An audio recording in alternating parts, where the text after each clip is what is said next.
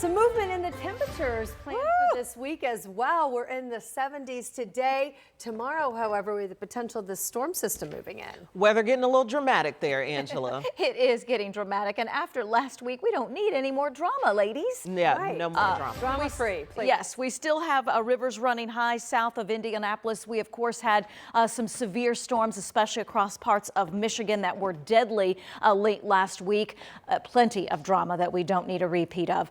65 to about 70 is where we stand right now. Lots of sunshine. Country Club of Indianapolis looks great. 70 in Carmel, 70 in Bainbridge. Clouds will be on the increase. A mild start tomorrow morning in the low 60s. You won't necessarily need the umbrella early in the day, although there will be some low clouds and maybe a little bit of drizzle. Temperatures early in the morning in the low 60s. We will warm. Record high temperatures expected tomorrow in the mid 70s. Then we quickly turn our attention to that threat of severe weather. For the northwestern part of the state at a level 3, we stay under the threat of severe weather on Wednesday. This is going to be a Tuesday night into Wednesday severe weather event, and all modes of severe weather are in play. We'll talk about that tornado threat and the timeline in just a few minutes.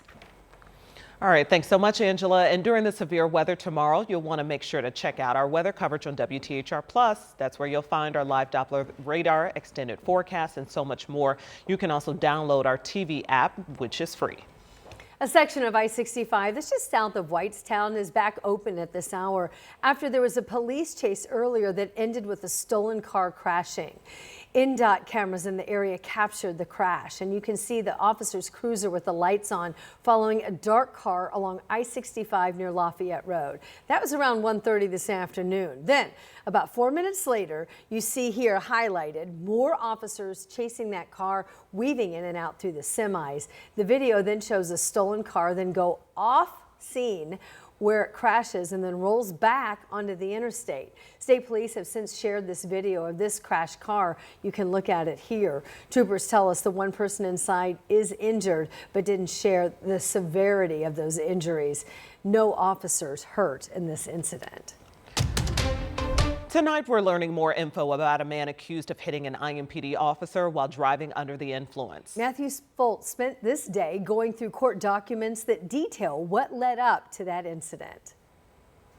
Well, Metro Police say that incident happened right here at this intersection behind me across the street from Brothers in downtown Indy. And now court documents are revealing that the man allegedly admitted to detectives of using cocaine and drinking hours before this all happened.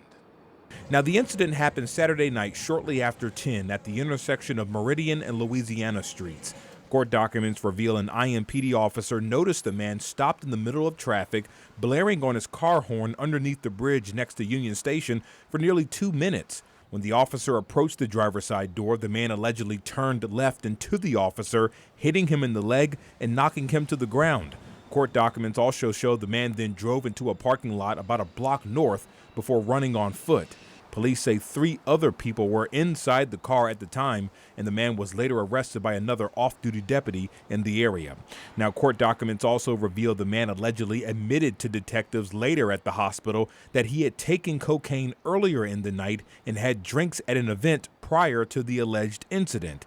IMPD says a security guard was also hurt in the incident. Now, I did reach out to the security guard who was listed as a victim on this police report. Right now, he tells me he's not allowed to comment due to the ongoing investigation. As for the man who was arrested, right now he's still in jail, and according to online jail records, he's due in court this Wednesday. Reporting here in downtown Indy, I'm Matthew Foltz, 13 News. A person talking out about that incident happens to be the chief of police, Tanya Terry, releasing a statement over the weekend saying it left her, quote, angry and deeply disturbed. We have her entire statement posted for you right now at WTHR.com. And then all of this follows a busy weekend for downtown officers. From Friday night to just this morning, police responded to 2 separate shootings. Ashton Hackman today talked with the downtown district commander with IMPD, who calls the issues frustrating. He says these incidents all appear to be isolated, involving people who appear to have no respect for the law, all while officers were already busy patrolling downtown. It started with the shooting Friday night near Pennsylvania and Washington streets. A 29-year-old man arrested after opening fire and critically injuring a man. And early Monday morning, police say a woman was shot near Meridian and Maryland streets. Another woman was arrested. While there were a couple incidents this weekend, they were all isolated, and arrests were made in all three. Commander Shane Foley says officers were actively patrolling downtown all weekend, but he says the people arrested didn't seem to care. Our officers are going to do what we can to mitigate and to address behavior before it happens and then hold those people accountable. But ultimately, those people involved in dangerous, reckless, illegal activity are the ones that are responsible. Coming up at 6, IMPD's plan for this weekend as many schools prepare to go on spring break. In Indianapolis, Ashton Hackman, 13 News. So IMPD is also having this announcement with the mayor and other city leaders at a press conference tomorrow where they plan to go into more details about their plans for juvenile safety over the upcoming spring break. Tonight, 2 adults are under arrest after Metro police officers busted an underage party in a West Side office building. It all happened Friday night on South Lyndhurst Drive near Sam Jones Expressway. Officers say they found more than 100 juveniles drinking, as well as some people fighting. Investigators then learned people purchased tickets to the event through a social media page. A 21-year-old and 22-year-old are now under arrest, facing preliminary charges, which include selling alcohol to minors.